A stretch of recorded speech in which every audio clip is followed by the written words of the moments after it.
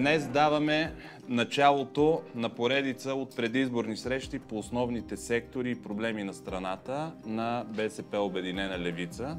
Без самостоятелна и развита енергетика не можем да говорим за национален суверенитет и конкурентна икономика. И БСП винаги в своите управленски програми и действия отстоявала няколко основни неща. Запазване и стратегическо развитие на ядрената енергетика. Като основа на енергийната сигурност на страната, разбира се, това минава за нас през реализирането на проекта Белене.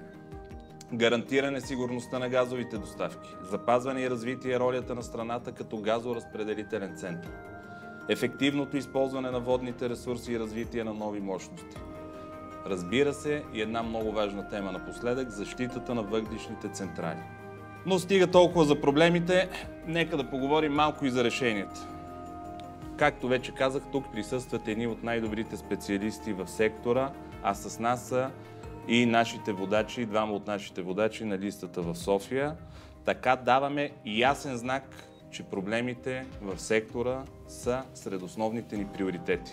И се надявам наистина тази дискусия да бъде полезна на колегите от бъдещата ни парламентарна група.